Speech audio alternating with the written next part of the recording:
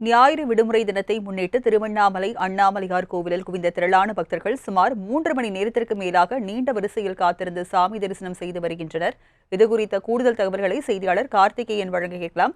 கார்த்திகேயன், வார விடுமுறையொட்டி பக்தர்கள் கூட்டம் அதிகமாக கோவிலில் காணப்படுகிறது. அவர்களுக்கு தேவையான அடிப்படை வசதிகள் செய்து கொடுக்கப்பட்டிருக்கிறதா? விவரங்கள் என்ன? நிச்சயமாக ராஜலட்சுமி, ஞாயிற்றுக்கிழமை விடுமுறை தினம் என்பதால் அண்ணாமலையார் கோயிலில் பக்தர்கள் 3 மணி நேரத்துக்கு மேலாக நீண்ட வரிசையில் காத்திருந்து சாமி தரிசனம் செய்து வருகின்றனர். பஞ்சபூத ஸ்தலங்கள் அக்னி ஸ்தலமாக வழங்கும் திருவண்ணாமலை அண்ணாமலையார் கோயிலில் தினந்தோறும் ஆயிரக்கணக்கான பக்தர்களும், விடுமுறை நாட்களில் பல்லாயிரக்கணக்கான பக்தர்களும், பௌர்ணமி நாட்களில் லட்சக்கணக்கான பக்தர்கள் திருவண்ணாமலைக்கு வருகை தந்து அண்ணாமலையார் உண்ணாமலை தரிசனம் செய்வது வழக்கம். அதன்படி ஞாயிற்றுக்கிழமை விடுமுறை தினம் என்பதால் இன்று அண்ணாமலையார் கோயில் அதிகாலையில் நடை திறக்கப்பட்டு அண்ணாமலை உண்ணாமலை சிறப்பு அபிஷேக தீபாராதனை நடைபெற்றது.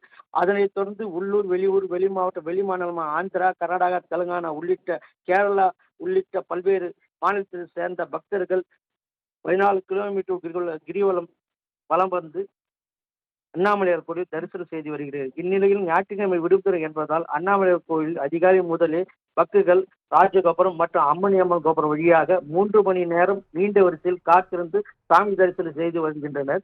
இந்நிலையில் ராஜகோபுரம், அம்மணி அம்மன் தரிசனம் செய்த பக்தர்கள் திருமஞ்சல் கோபுரம் வழியாக வெளியே அனுப்பப்பட்டு வருகிறது. மேலும் விடுமுறை நாட்களில் பக்தர்கள் நலம் கருதி விரைந்து தரிசனம் செய்ய வேண்டும், கோயில் நிர்வாகம் ஏற்பாடு செய்ய வேண்டும் என்பது பக்தர்கள் கோரிக்கையாக உள்ளது. இது மட்டும் இல்லாமல் பக்தர்களுக்கு வசதியாக காத்திருப்பு மண்டபம், அது மட்டும் இல்லாமல் குடிநீர், நீர்மோர் உள்ளிட்டவை பக்தர்களுக்கு வழங்கப்பட்டு வருகிறது என்பது குறிப்பிடத்தக்கது. ராஜலட்சுமி, விவரங்களை வழங்கியதற்கு நன்றி கார்த்திகேயன்.